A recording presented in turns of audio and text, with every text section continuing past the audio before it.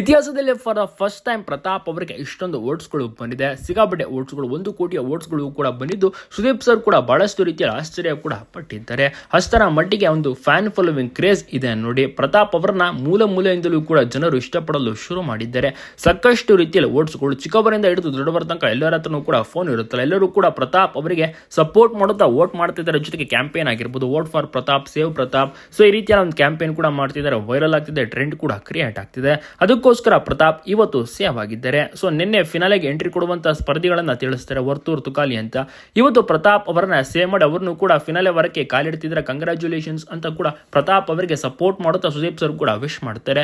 ನಿನ್ನೆ ಪ್ರತಾಪ್ ಅವರ ಪರ ನಿಂತಿದ್ರು ಸುದೀಪ್ ಸರ್, ಇಶಾನಿಗೆ ಸರಿಯಾಗಿ ಬೈತಾರೆ. ಸೊ ಅದೇ ರೀತಿ ಇವತ್ತು ಕೂಡ ಬಹಳಷ್ಟು ರೀತಿಯಲ್ಲಿ ಸೇವ್ ಆಗುವಂತಹ ಚಾನ್ಸಸ್ ಇದೆ. ಪ್ರತಾಪ್ ಅವರು ಉಳ್ಕೋತಾರೆ, ನಂತರದಲ್ಲಿ ಮುಂದಿನ ವಾರಕ್ಕೆ ಕಾಲಿಡ್ತಾರೆ, ನಮ್ರತ ಔಟ್ ಆಗ್ತಾರೆ. ನಿಮಗೂ ಕೂಡ ಖುಷಿ ಆಯ್ತಾ? ಈ ರೀತಿ ಸಪೋರ್ಟ್ ಎಲ್ಲರಿಗೂ ಕೂಡ ಮಾಡ್ಕೊ ಬರ್ತಾ ಇದ್ದಾರೆ ಸುದೀಪ್ ಸರ್ ಅವರು. ಅದೇ ರೀತಿ ಪ್ರತಾಪ್ ಅವರು ಕೂಡ ಒಳ್ಳೆ ರೀತಿಯಲ್ಲಿ ಟ್ರೆಂಡ್ ಅನ್ನು ಕೂಡ ಕ್ರಿಯೇಟ್ ಮಾಡ್ತಿದ್ದಾರೆ. ಜನರು ಕೂಡ ಇಷ್ಟಪಡ್ತಾ ಇದ್ದಾರೆ, ಬೆಂಬಲ ಕೊಡ್ತಾ ಇದ್ದಾರೆ. ಅದಕ್ಕೆ ಪ್ರತಾಪ್ ಅವರನ್ನ ಜನರು ಇಷ್ಟರ ಮಟ್ಟಿಗೆ ಇಷ್ಟಪಡ್ತಿರೋದು. ಈ ಲಾಸ್ಟ್ನೇ ಸತಿ ಕಳಪೆ ಸಿಕ್ಕಿರೋದು ಪ್ರತಾಪ್ ಅವರಿಗೆ.